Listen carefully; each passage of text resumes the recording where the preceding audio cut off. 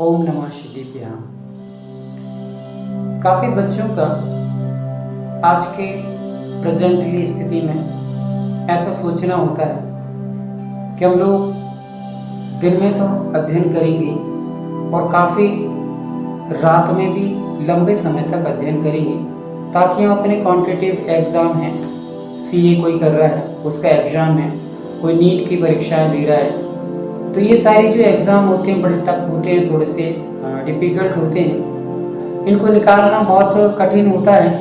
तो ऐसे एग्ज़ामों को निकालने के लिए काफ़ी बच्चे निरंतर सुबह शाम रात को भी प्रैक्टिस करते रहते हैं, अभ्यास करते रहते हैं और निरंतर अध्ययन करते रहते हैं। बहुत अच्छी बात है, किंतु यदि हम लोग थोड़ा सा अपने दिमाग से काम लें, मशीन जो होती है, मशीन निरंतर चलती रहेगी, एकदम गर्म हो जाएगी तो फाइल्ट हो जाएगी और फिर काम करना बंद हो जाएगी। इसलिए यदि मशीन को थोड़ा सा विश्राम दे दिया जाए तो वह अपनी गति पुनः स्पीड से पकड़ लेती है।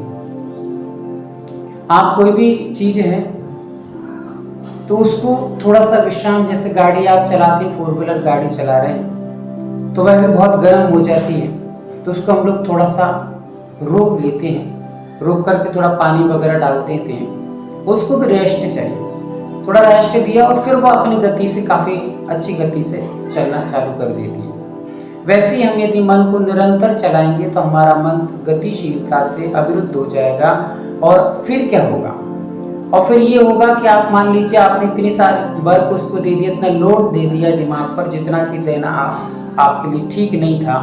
अब वो हमारा ब्रेन जो सिर दर्द होने लगा, फिर कई लोगों को माइग्रेन हो जाता है, सिर भारी रहता है, बार बार नींद आती है, आंखें भारी होने लगती हैं, दिन भर एक शरीर में अपने आप में ही तरोताजगी महसूस नहीं होती है, कंफर्टेबल महसूस नहीं होता है। ऐसा क्यों होता है? क्योंकि हमने बहुत अधिक लोड दिमाग को दे दिया है। एक उदाहरण के माध्यम से समझते हैं। 2 व्यक्ति थे और दोनों किसान वर्ग थे, लकड़ियां काटते थे। मालिक ने काम दिया, आपको जंगल में जाना है, और कुल्हाड़ियां दे दी दोनों को, एक सी कुल्हाड़ियां दी, और एक ही जंगल में जहां सेम बराबर बराबर वृक्ष लगे हुए हैं, और डेली काट करके लेके आना है। पहला वाला जो व्यक्ति है वह दिन में 10 लकड़ियां काटता है, दूसरा वाला भी पहले दिन में 10 लकड़ियां काट लेता है। दूसरे दिन पुनः पहला वाला जो व्यक्ति था वह 10 ही लकड़ियां काट देता है, 10 वृक्ष काट देता है, किंतु दूसरा वाला 8 वृक्ष काट पाता है।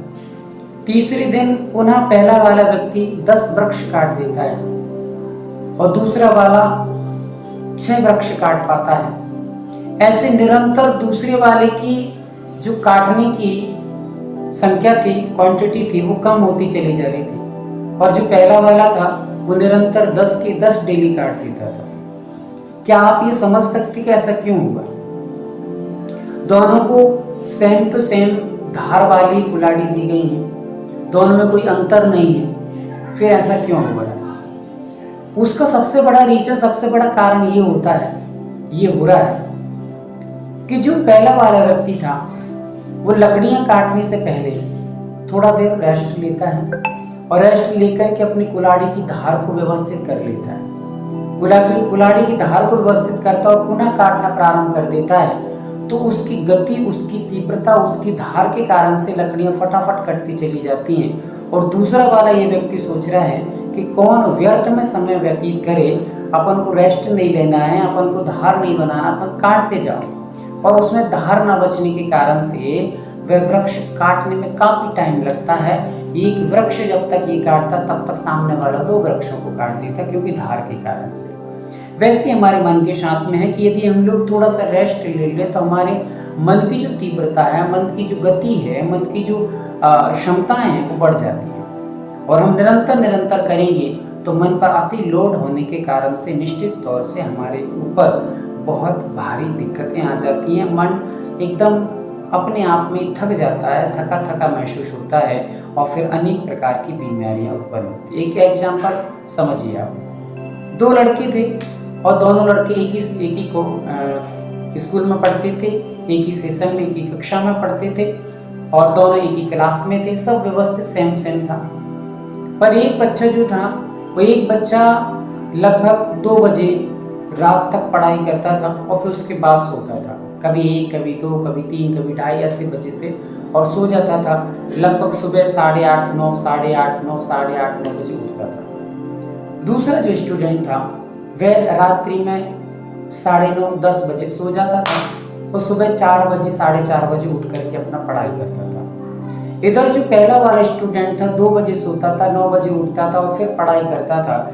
इधर ये दूसरा वाला स्टूडेंट ठीक 9:30, 10 बजे सो जाता था और लगभग 4, 4:30 बजे उठ करके अपने कार्य करने लगता था। अब दोनों के दोनों जब पढ़ाई का एग्जाम का रिजल्ट आया, दोनों ने एग्जाम दिया और रिजल्ट आया, तो रिजल्ट में लगभग जो पहला वाला था उसका रिजल्ट थोड़ा सा कम आया और दूसरे वाला का रिजल्ट अच्छा आया। कोई ज़्यादा अंतर नहीं था, फिर भी सेम थोड़ा बहुत अंतर, थोड़े बहुत नंबर का अंतर रहा, किंतु निकल गए दोनों एग्जाम में। पर आप देखिए कि वो डॉक्टरी कर रहे हैं, MBBS कर रहे थे और MBBS में निकल भी गए हैं, किंतु जो पहला वाला जो 2, 2:30 बजे तक पढ़ाई करता था वो अपने आप में इतना कमज़ोर होता चला गया, इतना वीक होता चला गया कि उसको कभी भी सिर दर्द हो जाता, कभी भी चक्कर आने लगा, कभी भी उसको माइग्रेन की प्रॉब्लम हो जाती, आँखों से उसको दिखना बहुत डिफिकल्ट हो गया और भी इत्यादि बीमारी उसको घेर ली। पर दूसरा वाला जो व्यक्ति था, जो लड़का था, जिसने कॉम्पिटिटिव एग्ज़ाम भी पूरा किया, MBBS निकाल करके और डॉक्टर बना और अच्छा स्वस्थ सुंदर सब कुछ रहा, उसका पीछे रीजन ये था कि दूसरा वाला जो 9:30, 10 बजे सोता था, सुबह उठ करके 4:30 बजे, 4 बजे उठ जाता था, आधे घंटा योगा प्राणायाम करता था, व्यवस्थित शरीर को संचालित कर लेता था, जिसके कारण से मन तन स्वस्थ हो जाता था। वर्कआउट करने के पश्चात से फिर अध्ययन करता था और मॉर्निंग के समय में जो सेरोटोनिन और मेलाटोनिन जो रसायन होते हैं, जो हमारे अंदर तरोताजगी, प्रसन्नता और खुश मिजाजता पैदा करते हैं, ऐसे रसायनों के कारण से आनंद में रहता था, प्रसन्न रहता था, उसके चेहरे की चमक ही अलग थी, तेज अलग था और वह रुचिपूर्वक, उत्साहपूर्वक सारे कार्य दिन भर के कर लेता था। और जो 2 बजे, 2:30 बजे सोता था, 9 बजे उठता था, सुबह मम्मी पापा से चिड़चिड़ी आवाज़ में बातें करेगा, चिड़चिड़ाएगा, थोड़े कामों में लड़ाई झगड़े, किसी काम में ज़्यादा मन नहीं लगता था, पढ़ाई, उसके साथ कोई कुछ कहेगा तो एकदम चिड़चिड़पना होना, भोजन में रुचि नहीं, खाने पीने में कोई रुचि नहीं, खेलने कूदने में कोई रुचि नहीं, तो जीवन एक तरह से एकदम लॉस, एकदम बहुत कमज़ोर वीक हो गया।